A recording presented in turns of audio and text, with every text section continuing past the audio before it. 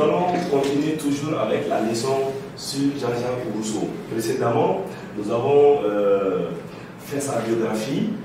Aujourd'hui, notre leçon du jour porte sur l'état de nature. L'état des natures.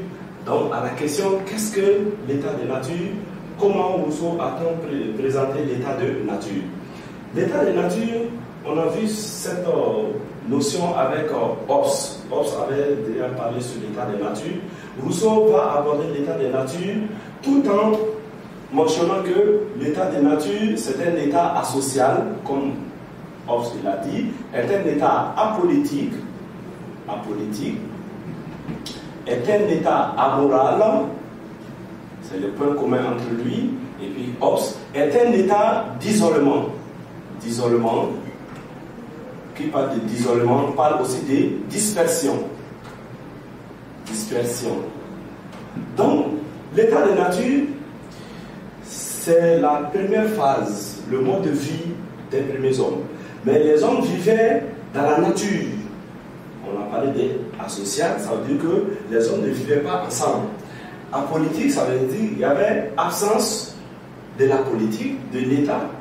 Là où il n'y a pas d'État, il n'y a pas de justice, il n'y a pas de règles. Amoral, il n'y avait pas de mœurs. D'isolement, chacun vivait dans la nature comme bon le semble. Donc, Rousseau, tout comme Hobbes, soutiennent l'idée selon laquelle l'état de nature est un état d'isolement, est un état de dispersion. Mais à la différence de Hobbes, Rousseau commence à faire table rase. Table rase, ça veut dire qu'il fait une remise en cause de la conception de Hobbes. Parce que Hobbes a décrit l'état de nature comme le règne de la violence, le règne de la guerre perpétuelle entre les hommes. Thomas Hobbes dit même que l'homme naît méchant et la société le rend bon. La société le civilise. Rousseau, au contraire, pense que l'état de nature était le règne de la paix. C'était un état paisible entre les hommes, comme Rousseau le dit. C'est un état dans lequel l'homme vivait heureux avec ses semblables. Vrai que les gens étaient dispersés, vrai que les gens vivaient de façon isolée, mais le lien entre les hommes à l'état de nature, comme Rousseau le décrit, était un état de paix, était un état de loisir, c'est un état dans lequel l'homme avait l'amour du prochain. L'homme avait l'amour du prochain, il était un être extrêmement doux. Rousseau parle de l'être extrêmement doux. Voilà, doux, il n'y a pas accent. Doux, ça veut dire qu'il est bon. La raison pour laquelle Rousseau dira que l'homme n'est bon, l'homme est né bon, la société le rend mauvais. Ça, c'est ce que Rousseau dit. Et nous voyons à quel point la philosophie est un débat. Si pour Hobbes, l'homme est méchant et que la société a rendu l'homme bon, et regardez ce que Rousseau dit. Rousseau dit l'homme est bon, la société le rend mauvais. Donc ça veut dire que Rousseau est à l'opposé de Hobbes quand il s'agit de l'état de nature, quand il s'agit de parler sur l'état de nature. L'état de nature, alors les deux théoriciens de l'état de nature se contredisent.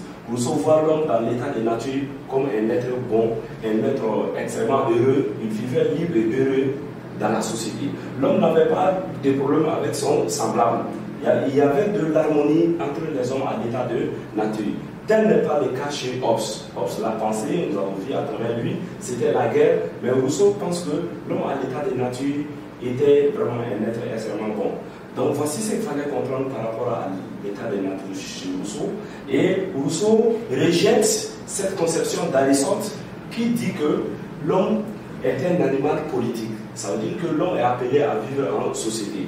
Rousseau dira le contraire en disant que l'homme n'est pas un animal politique parce que l'homme a vécu dans la nature où il n'y avait pas de vivre ensemble, où il n'y avait pas de règles, où il n'y avait pas d'État. Et c'était un état dans lequel les uns étaient dispersés des autres. Donc, voici comment Rousseau va présenter l'état de nature. L'état de nature, c'est avant l'avènement de la société. Quand on parle de l'état de nature, c'est avant l'avènement de la société. Aujourd'hui, vous et moi, nous sommes dans une société, nous vivons ensemble dans une société. Mais il faut reconnaître que les hommes n'ont pas toujours vécu dans la société. Avant la société, c'était la vie dans la nature. C'était la vie dans la nature comme l'actuelle vie des animaux sauvages. On sait que quand vous partez dans la forêt, vous allez voir que les espèces, chaque animal vit de façon isolée. Les hommes étaient aussi des mêmes pareillement. Donc, l'état de nature, c'est avant l'avènement de la société. Mais Rousseau va décrire le comportement de l'homme à l'état de nature comme vraiment l'homme avait ce qu'on appelle cette bonté naturelle. Il aimait son prochain, il était un être de bonheur qui partageait avec son semblable. Donc tout est bien sorti dans la main du Créateur. Donc voici ce qu'il fallait comprendre par rapport à l'état de nature chez Rousseau. Mais Rousseau contredit Hobbes quand il s'agit de décrire le comportement de l'homme à l'état de nature. Et là, vous pouvez commencer à faire des recherches. Quand on dit l'homme est-il né, l'homme est-il bon ou méchant par nature? La thèse, Rousseau dit que l'homme est bon par nature et vous développez ça. L'homme est méchant par nature et vous allez vous appuyer, vous allez vous inspirer sur la position de Hobbes. Merci et on se reprendra.